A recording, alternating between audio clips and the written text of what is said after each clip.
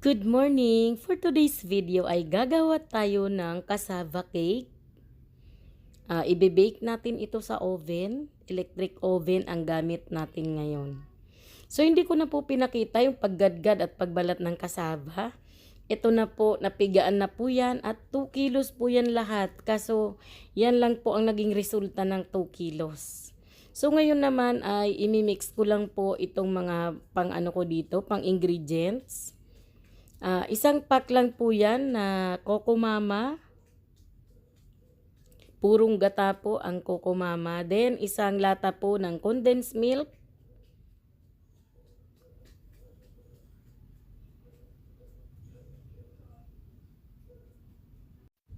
At saka isang lata naman po ng ibap na gatas. Kahit ano pong mga brand ng condensed milk, ng ibap na gatas, okay lang naman po yan. Yun naman pong gata, okay lang naman din po yung fresh.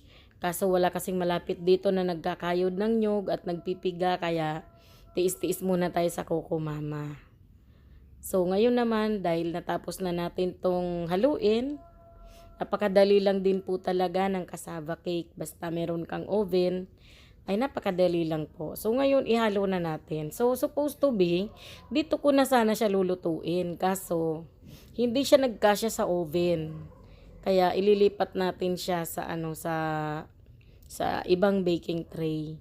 Dapat ito baking dish na rin kasi yan. Pwede na dyan mag-bake, kaso hindi siya nagkasya sa oven. Electric oven po kasi yung gamit natin ngayon, hindi yung oven ng ating gas range. So, nag-ingay na naman yung aso.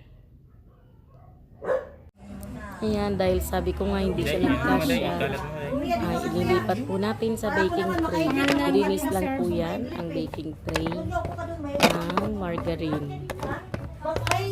So, lipat natin. Medyo malaki pa naman itong baking tray, kaya magiging manipis tuloy ang ating cassava.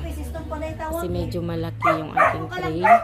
So, ganyan lang po. Nailagay naman na natin dyan yung ingredients. Tapos, 1 oras ko po yan i-bake. Ayan na siya. 1 oras po yan na i-bake. And then, after 1 hour po, ilalagay natin yung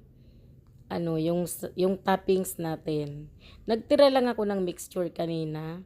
Yung mixture ng condensed milk, ng gata, at ng iba, para ito yung ilalagay natin dito sa ibabaw. So, kunti lang naman po yan na tinira ko. Tapos, lalagyan natin siya ng cheese. Tapos, isasalang natin ulit hanggat sa makita natin na mag-dry yan at medyo masunog-sunog. So, naglagay din po tayo ng cheese sa ibabaw. Grated cheese sa ibabaw.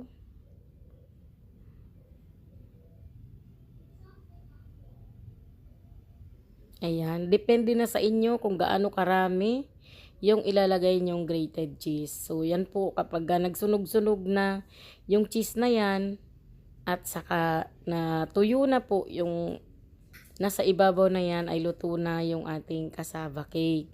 Actually, kanina luto na rin naman yun. Nilagyan lang natin itong toppings. So, isa lang po ulit natin yan. 200 degrees po Celsius yung init ng ating oven. Electric oven po yung gamit natin.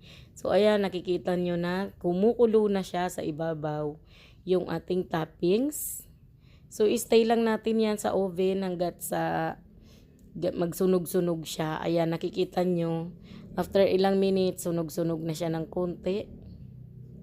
So, dahil medyo naparami po yung ating toppings, inabot po ako ng another 20 minutes para patuyuin yung toppings. Supposed to be mga 10 minutes, okay na yan. Pero inabot pa siya ulit ng 20 minutes. So, okay naman din siya.